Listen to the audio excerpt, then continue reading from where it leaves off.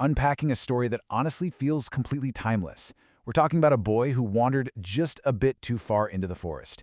We're going to trace his massive emotional arc, literally from the spark of youthful rebellion all the way to a deeply profound, life-altering realization. So, I want you to ask yourself a pretty terrifying question right off the bat. Have you ever imagined getting so completely, hopelessly lost that you just couldn't find your way home? It's a chilling thought, right?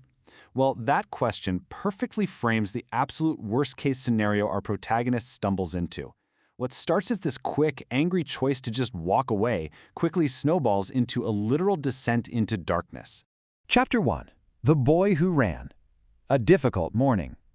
So, this is where we meet Adam, a young boy living many years ago in this incredibly quiet little village, tucked right between sweeping fields and dense forests. Now, Adam was naturally curious, super adventurous, but man, was he stubborn. And that mindset perfectly explains what went down this particular morning. After this huge, frustrating argument over chores, Adam felt totally misunderstood. So fueled by pure frustration, he does something drastic. Without telling a single soul, he literally just packs a tiny bag with the bare minimum, bread and water, and decides to make a break for it. And the thought that kicked off this whole shebang was just one whispered promise. I'll go somewhere far away. In that warm morning sun, leaving it all behind didn't feel scary to him at all. Actually, scratch that, it felt thrilling. He felt like he was finally taking control, and the world outside his little village just seemed absolutely packed with endless possibilities. Which brings us to Section 2, Into the Deep Woods, a world of possibilities. Still riding that high, Adam follows a narrow little dirt path away from his familiar fields, heading straight into the massive forest.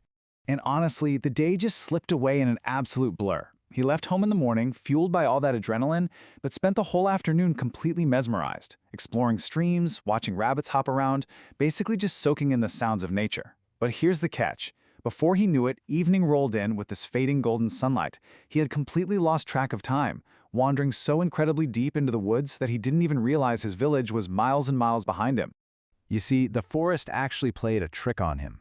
The source material uses this incredibly vivid language, describing trees standing like tall, silent guardians, while sunlight filtered through the leaves, creating these dancing patterns on the ground. It paints this picture of a wondrous, inviting place. With the birds singing and the sun shining, it's like the natural world was throwing a welcome party for his rebellion. But as those cheerful daytime sounds fade out with the sun, we hit Chapter 3, the scary realization, the turning point. This is where reality hits him like a ton of bricks. Absolute panic sets in with one single terrifying thought. Which way did I come from? He finally stops to rest, turns around, and boom, every single tree looks exactly the same. The trail he'd been so confidently strutting down, completely gone. Suddenly, this forest isn't a fun playground anymore. It's a giant, endless maze. And that terrifying realization plunges us right into Section 4, a long, lonely night, the emotional abyss. Pitch black darkness slowly covers everything, swallowing whatever tiny bit of daylight was left. The shift here is just absolute night and day, literally. The daytime forest, which was bursting with sunlight, singing birds, and exciting possibilities, vanished, replaced entirely by the nighttime forest. We're talking total pitch-black darkness, a creepy whispering wind, and the haunting sound of distant owls calling. It went from vibrant and hopeful to feeling endlessly, suffocatingly lonely. It's a total sensory 180.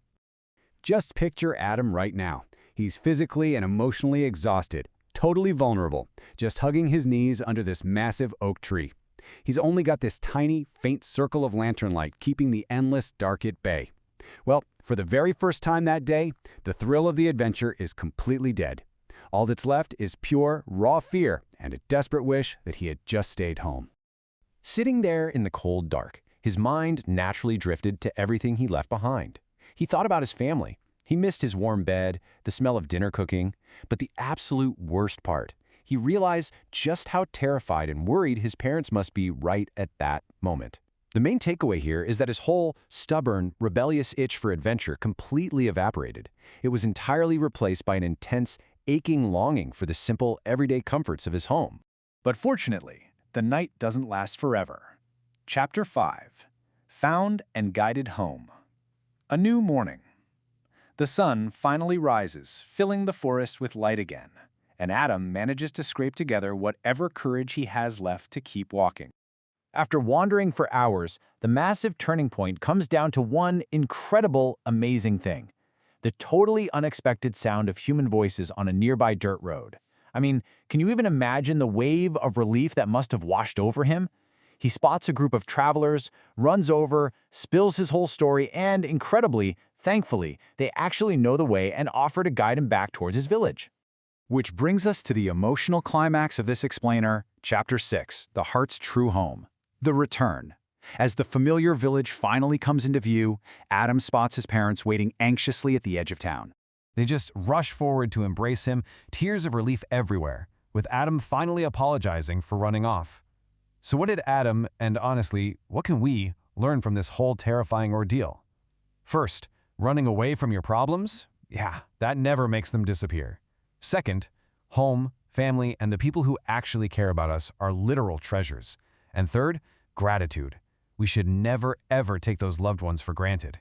You know, the simple, boring chores and rules he ran away from were the exact things he was desperately praying for in the dark. And that brings this narrative to a really beautiful close. Adam is finally resting peacefully in his own bed, safe under the stars. He's just profoundly grateful to be home, vowing he will never wander too far alone ever again. The kid who woke up frustrated and incredibly stubborn, he goes to sleep a totally transformed person, with a heart absolutely full of gratitude.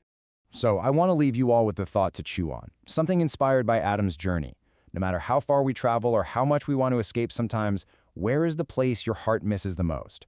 As you reflect on Adam's story today, take a quick second to appreciate the absolute treasures in your own life, the people, the comforts, and that true home your own heart longs for. Thanks so much for tuning into this explainer, and I hope it leaves you with a renewed sense of gratitude for exactly where you belong.